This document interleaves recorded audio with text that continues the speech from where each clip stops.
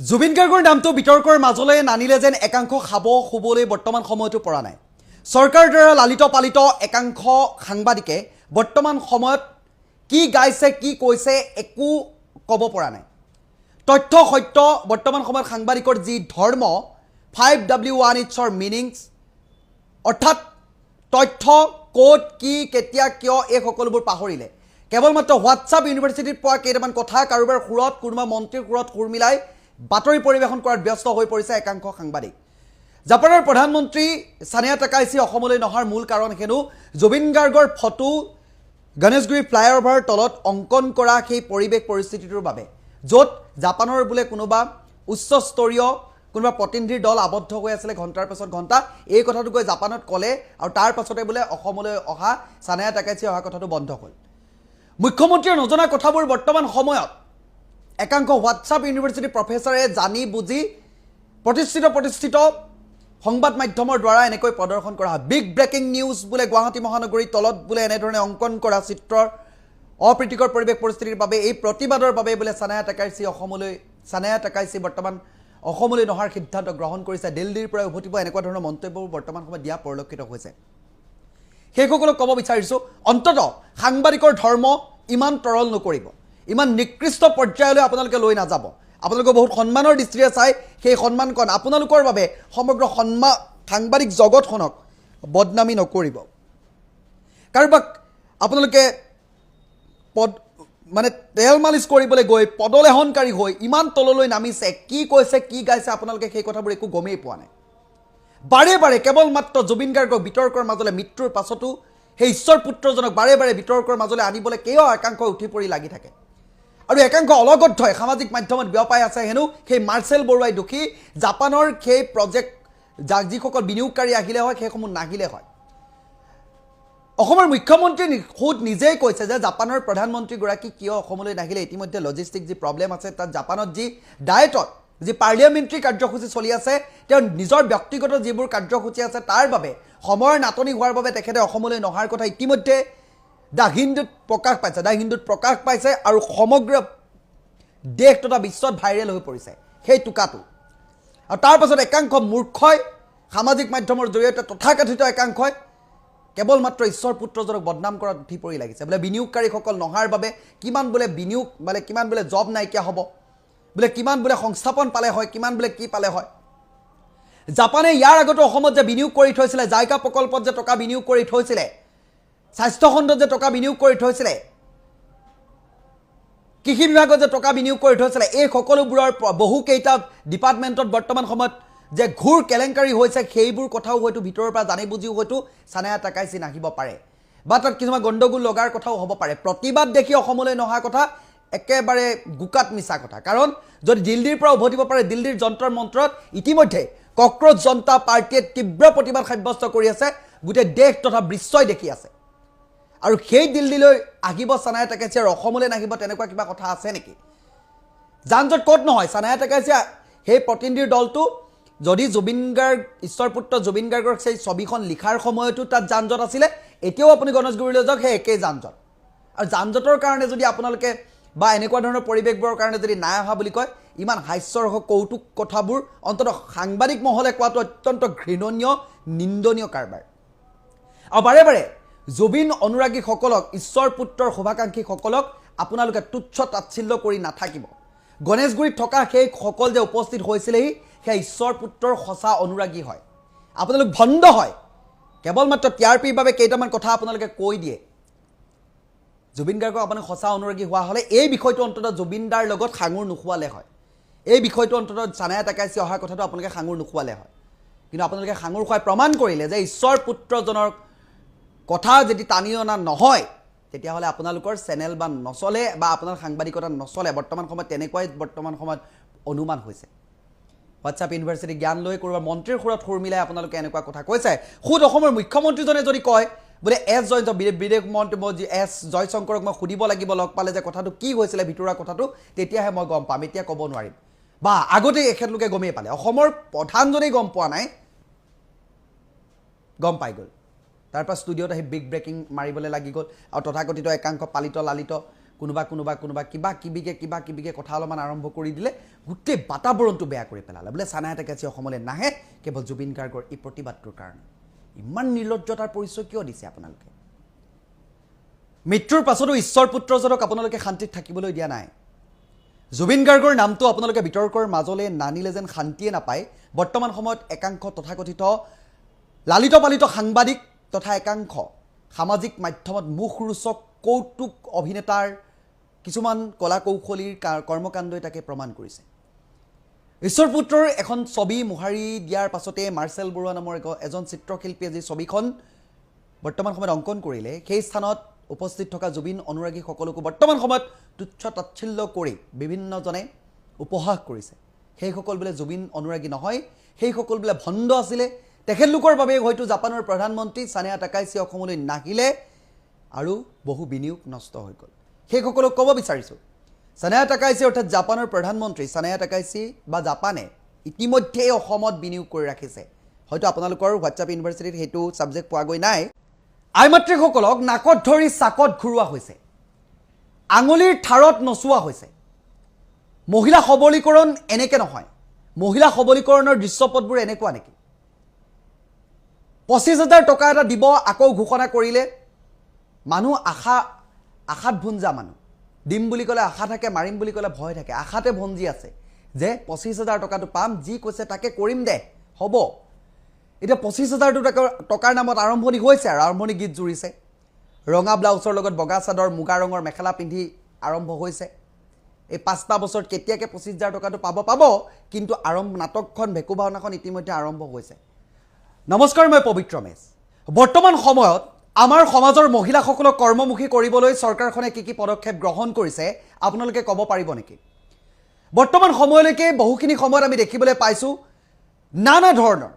অলাগতিয়াল কামত নলগা জেঙত লগা বা বিজতৰীয়া কিছুমান কামতহে বৰ্তমান সময়ত মহিলাসকলক লগাই ৰখা দেখিবলৈ পোৱা গৈছে কেতিয়াবা যদি ৰঙা ব্লাউজৰ লগত বগা চাদৰ মুগা ৰঙৰ মেখেলা পৰিধান কৰিবলৈ কোৱা হৈছে কেতিয়াবা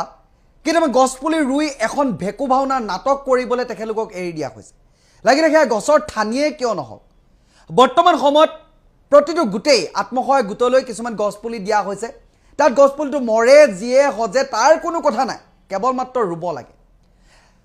যোগা দিৱসৰ দিনকেইটাত আপোনালোকে সেই ছবিখন স্পষ্টভাৱে দেখিলে কি পৰিৱেশ পৰিস্থিতিৰ সৃষ্টি হ'ল সমাজখনলৈ কি এটা বাৰ্তা গ'ল যোগা দিৱস মানে কি নজনাসকলক বুজাই দিবলৈ চেষ্টা কৰা হ'ল যে মেখেলা পিন্ধিও এনেধৰণেও যোগা কৰিব পাৰি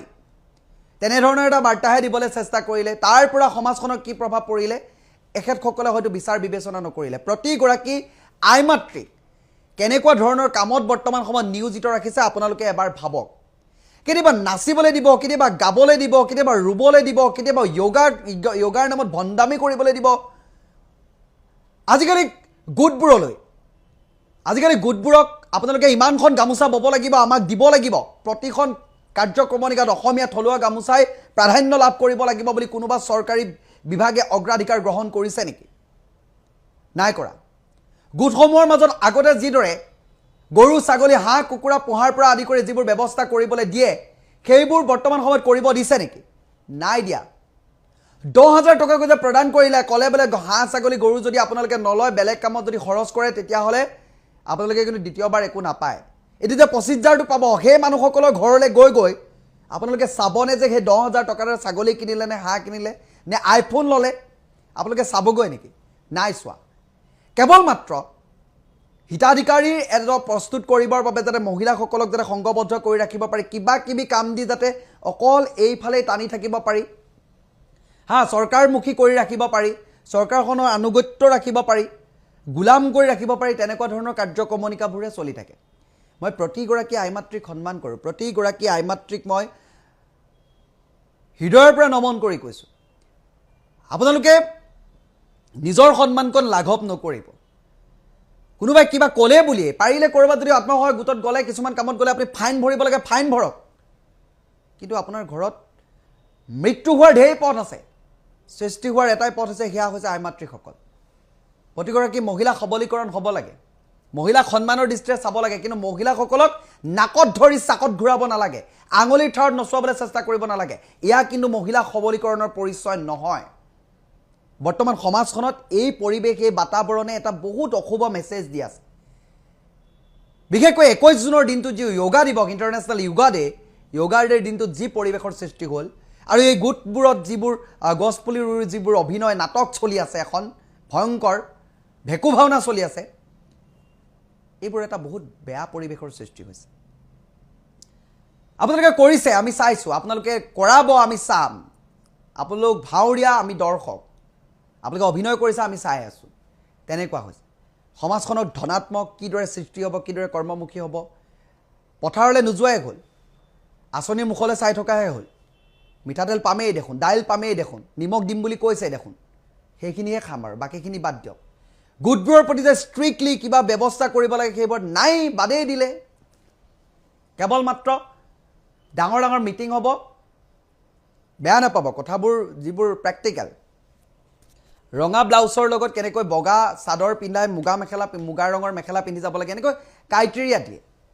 মানুহবোৰৰ মুঠতে হাৰাশাস্তি সেই 10,000টো পাবলৈ কিমান মিটিং কৰিলে হাৰাশাস্তি কৰিলে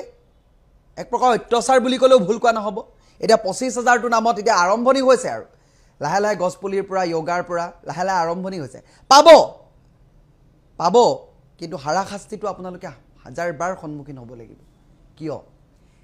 এনেকুৱা পদক্ষেপবোৰ কিয় মহিলাসকলক যদি সন্মানৰ দৃষ্টিৰে চাই মহিলাসকলক যদি সবলীকৰণৰ কথা কওঁ সবলীকৰণ মানে কি সবল হ'ব লাগিব মহিলাসকল সবল হ'বৰ বাবে কি কৰিছে 25,000 টকাটো দিছে কোনোবাই আইফোন লৈছে কোনোবাই মোবাইল লৈছে হা কোনোবাই কাৰোবাক ধাৰ মাৰিবলৈ আছে ধাৰ মাৰি দিছে হা কোনোবাই কাপোৰ দুযোৰ লৈছে সেই মানুহবোৰক সেই তেনেকৈ মহিলা সবলীকৰণ হ'ব নেকি আত্মসহায়ক গোট নিজকে যেনেকৈ সহায় কৰিব পাৰিব তেখেতলোকে নিজৰ ভিতৰতে কেনেকৈ সহায় সহযোগিতাৰ হাত আগবঢ়াব এই কথাবোৰ আলোচনা কৰিব লাগিছিলে কিন্তু নহ'লে কেৱল মাত্ৰ কি হ'ল ভেকু ভাওনা এই ভেকু ভাওনাবোৰ কিয় যদি কৰিব লগা হৈছে সবলীকৰণ কৰক আমাৰ ক'ব লগা নাই কিন্তু সবলীকৰণৰ নামত ভেকু ভাওনা নাটক এনেই আৰু আমাক অলগদ্ধৰ দৰে আমি মূৰ্খ স্বৰ্গত বাস কৰাৰ দৰে আমি কোনোবাই ৰঙীন সপোন দেখুৱাব আমি ৰঙীন সপোনত বিভোৰ হৈ থকা কিছুমান মানুহৰ দৰে আমি নাটকবোৰ চাই থাকিব লাগিব সমাজখন বিপথে পৰিচালিত নকৰিব আই মাতৃসকলক ইমান তৰল বা তলৰ বস্তুলৈ ৰূপান্তৰিত নকৰিব দুখ পোৱা যায় আকৌ কৈছোঁ মৃত্যু হোৱাৰ হাজাৰ পথ আছে সৃষ্টি হোৱাৰ এটাই পথ সেয়া হৈছে আই মাতৃসকল নমস্কাৰ মই পবিত্ৰ মেছ অসমৰ প্ৰতিগৰাকী আই মাতৃলৈ এটা বিনম্ৰ অনুৰোধ কেইটামান টকাৰ বাবে আপোনাৰ সন্মান মৰ্যাদা আৰু পৰিয়ালটোৰ গৌৰৱ আপুনি লাঘৱ নকৰিব বিসৰ্জন নিদিব আপুনি কেৱল এগৰাকী ব্যক্তি নহয় আপুনি কাৰোবাৰ মা আপুনি কাৰোবাৰ পত্নী আপুনি কাৰোবাৰ জীয়াৰী আপুনি এটা পৰিয়ালৰ ধৰণী অৰ্থাৎ গৌৰৱ আপোনাৰ সকলো কৰ্মকাণ্ডই সমাজখনৰ পৰিয়ালটোৰ লগতে সকলোতে প্ৰভাৱ পেলায় যিসকল লোকে আপোনালোকক এনেকুৱা কামবোৰ কৰিবলৈ উৎসাহ বা উদগনি দিয়ে এনেকৈ মেখেলা চাদৰ পৰিধান কৰি য়োগা পালন কৰিবলৈ দিয়ে বা অন্যান্য কামবোৰ কৰিবলৈ দিয়ে সেই একেখিনি কামেই তেখেতে নিজৰ পৰিয়ালৰ সেই আই মাতৃগৰাকীক নিজৰ পত্নীক বা নিজৰ মাতৃক কৰিবলৈ উদগনি দিয়েনে এই কথাষাৰ আপোনালোকে নিজেই নিজকে এবাৰ প্ৰশ্ন সুধিব আজি যদি কোনোবাই আপোনাক কেইটামান টকাৰ বাবে যি কৰিবলৈ কয় আপুনি তাকে কৰে অনাগত সময়খিনিত সেইসকল ব্যক্তিয়ে আপোনালোকক নাগুৰ নাকতি কৰিব আপোনালোকক উভত ঘূৰি নাচিবলৈ ক'ব আপোনালোকক আঙুলিৰ ঠাৰত নচুৱাব সেইবাবে কৈছোঁ আপোনাৰ মান সন্মান মৰ্যাদা আৰু যি আত্মগৌৰৱ সেই সকলোবোৰ আপোনালোকে অটুট ৰাখক সামাজিক যিবোৰ দায়বদ্ধতা সেইবোৰক অগ্ৰাধিকাৰ দিয়ক আমি এখন গণতান্ত্ৰিক দেশত বাস কৰোঁ গতিকে গণতন্ত্ৰত আমি যাৰ হাতত ক্ষমতা অৰ্পণ কৰোঁ তেখেতে যদি সেই ক্ষমতা পাই ক্ষমতাৰ অপব্যৱহাৰ কৰে বা সমাজৰ ক্ষতি কৰে তেতিয়াহ'লে সেই ব্যক্তিজন বা সেইসকলৰ ওপৰত আকৌ ৰাইজে সিদ্ধান্ত ল'ব পাৰে অনুগ্ৰহ কৰি প্ৰতিগৰাকী আই মাতৃয়ে আমাৰ সমাজ আমাৰ সন্তান আৰু আগন্তুক প্ৰজন্মৰ কথা এবাৰ ভাবক সন্মান আৰু মৰ্যাদা সকলোতকৈ ডাঙৰ বস্তু আপোনালোকে কথাকেইষাৰ গুৰুত্ব সহকাৰে ল'ব বুলি আশা কৰিছোঁ